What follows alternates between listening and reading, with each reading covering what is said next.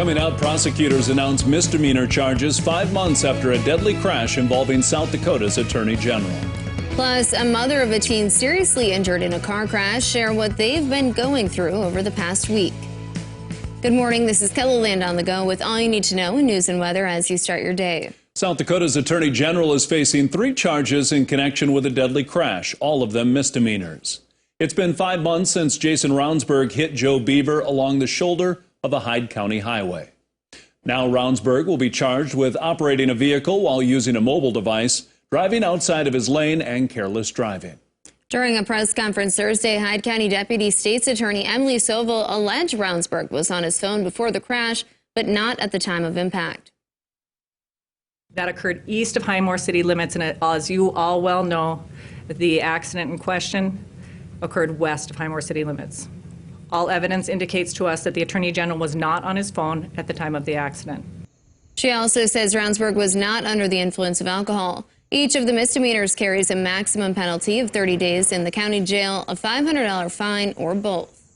Joe Beaver's family says they're disappointed but not surprised that Rounsberg isn't facing more serious charges in connection with the crash.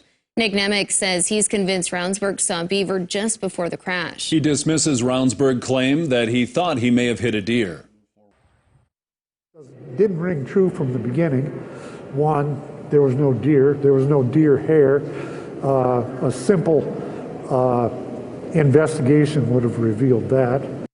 Nemec says he took his own measurements at the crash scene and wants to compare those with whatever information the state releases so he can settle his own mind on what happened that night. Nemec says he's confident the family will file a civil lawsuit against Rounsberg. People across South Dakota watched as the case unfolded. Month after month, new details emerged, including a recording of the 911 call.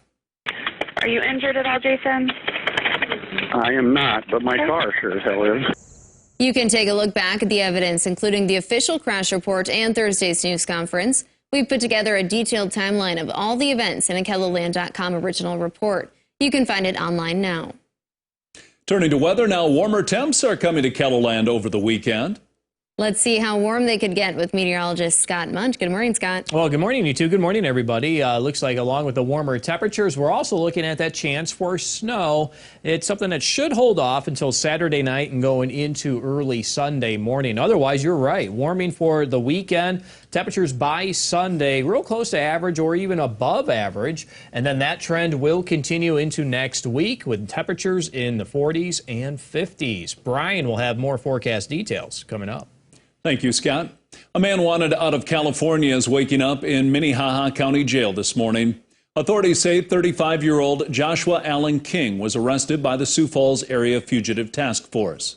King was wanted on 2 warrants issued by San Bernardino County in 2018 for several counts of lewd acts with a minor. He was arrested at the Midco Aquatic Center, where he was a part-time employee. Prior to his arrest, King was also employed at Sanford Hospital in Sioux Falls. The city of Sioux Falls has settled a wrongful death lawsuit with an Iowa family whose daughter drowned at Falls Park nearly 3 years ago. The city has agreed to pay the family of 5-year-old Maggie Zager $500,000. Maggie fell into the river while attempting to touch the foam that had built up on the water during the spring runoff. The city has also agreed to post more warning signs at the park, which the family's attorney says will help prevent future drownings. During times when the foam is particularly dangerous, we'll include signage. And, you know, the goal for Maggie's mom from the beginning was just to make this area safer so that no other family has to go through what her family has been through. Sioux Falls Mayor Paul Tenhaken also issued a statement to KELOLAND News on Thursday's settlement. You can read that online right now under this story here on KELOLAND.com. We have learned more about the 2 teenagers who suffered serious injuries after police say their car was hit head-on by a driver who was speeding and may have been drunk. Last Thursday night around 7:30, Isaac Carrata and Jenna Simfali were headed eastbound on 57th Street when police say a Ford Explorer crossed the center line and crashed into their car. Everyone involved in the crash went to the hospital. Carrata and Simfali, who are best friends, both suffered from multiple broken bones. Carrata was released from the hospital Wednesday, but Simfali has still not woken up. Something that Isaac wanted everybody to know as well is that it doesn't matter what you're going through or anything like that. If you have enough money to be out drinking, you have enough money to get a ride. And luckily, he said that they survived, but it could have ended up a lot worse. For an update on Corrado and Symphony, as well as how you can help their families, visit this story right here on KELOLAND.com. Each year, the Rapid City Fire Department heads out on the ice to train for emergency rescues. For over 10 years, crews have been taking time to run these real-life scenarios to train for this kind of event. While ice rescues do not happen often, they are considered a high-risk situation. With the elements involved with wintertime, the cold temperatures, the water temperature, and stuff like that, that makes it a high-risk situation for the victims and the rescuers and everyone involved. The department says while it's important to be trained in ice rescue, it's more essential for the public to take proper precautions on the ice. And that's a look at some of our top stories. Now let's get one last look at your weather with meteorologist Brian KARSTENS. Brian? All right, weather as we look upon your forecast today, periods of sunshine. Certainly that is something to look forward to as temperatures are warming. We're now getting back to freezing in Rapid City today. Pier pretty close to that. Sioux Falls area, we've had a little bit of patchy fog here and there, but generally speaking, not a lot on that. I do think tomorrow morning, though, may feature more developing moisture issues, and we'll include that chance of fog in the Sioux Falls area tomorrow morning. And then if we end up with some clearing, we'll probably have to revert back to more clouds Saturday night. And then here comes the next round of snow chance.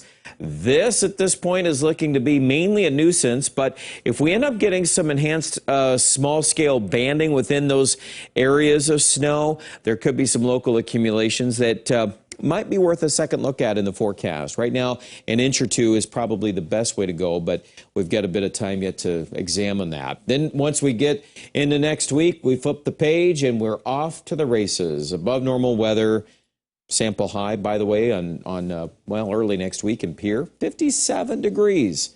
57, imagine that. Well, highs today in the 20s in Sioux Falls, 22, 23 degrees in Aberdeen. Forecast lows tonight, bottoming out here at about 6 in Aberdeen and 4 in Sioux Falls, so still plenty chilly. And then we'll try to blend out some of those clouds in central South Dakota, yielding 43 for high in Pier and 39 in Rapid City. Warmer still into early next week. By the time we get to Monday and Tuesday, the wind should crank up sufficiently to push the mercury higher between 45 and 50. Even days 6 and 7 are above normal. And Aberdeen also looking at a pretty big bounce on temperatures, mid and upper 40s early next week.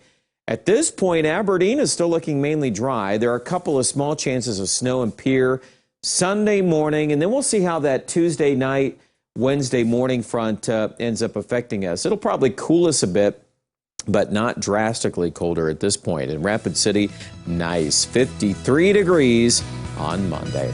We'll check out the details with our Storm Center update right now at KELOLAND.com.